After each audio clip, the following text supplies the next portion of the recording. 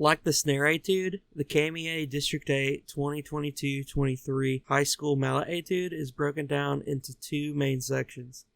The first section, marked Adagio, is a lyrical sort of chorale that exposes the performer's ability to create sustain on the instrument while also giving musical direction. Be careful that you are actually creating sustain. The only way to do so on the marimba is by rolling, and the hand speed and mallet speed should only be dictated by the sound that the audience hears as you perform.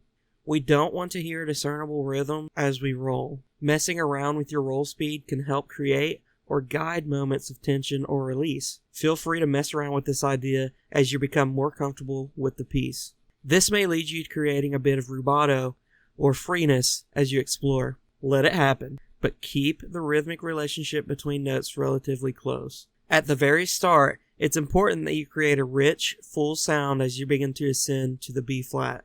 Every note here needs to be heard, and your natural musical tendency should be to crescendo this figure. As you grow into the and of 4 in measure 1, be sure that the E flat and G are the top of the musical shape, and then you can back off again as you begin the roll on the same two notes in measure 2.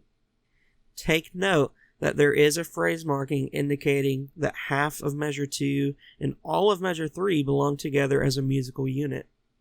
Although not marked, it's important that you create music with this flowing line. Notice that your left hand is ascending while your right hand is playing the melodic line. Create some musical direction with this. You'll hear that I give life to this through a small crescendo into beat 3 of measure 3.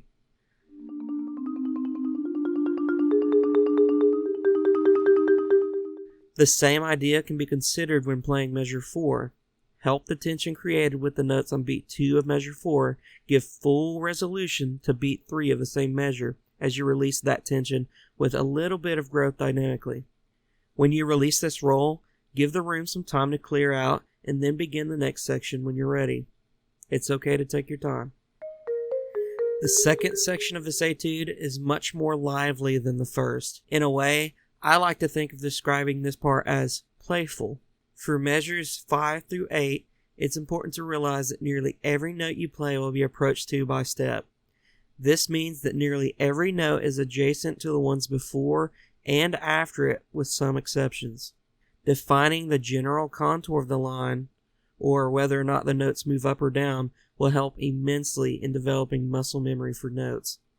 As this part is faster than the first, it's important that you treat each note with the same touch and consistency of tone as you glide across the keys. Every single note should be heard.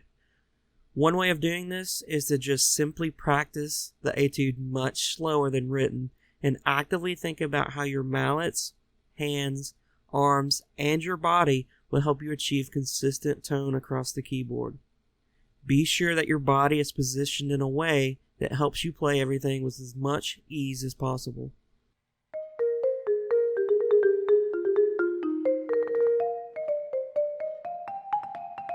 The roll from measure 6 to 7 can be a little awkward, but you should strive for the F to be the release of the roll on the B flat beforehand. Practicing this slowly, in time, is the only way for this to become comfortable. As you continue to the double stops in measure 9, a little dynamic growth can go a long way in setting the audience up to hear perhaps the biggest part of this piece on the downbeat of measure 9. The double stops in measure 9 and 10 are the most awkward parts of this piece in terms of movement.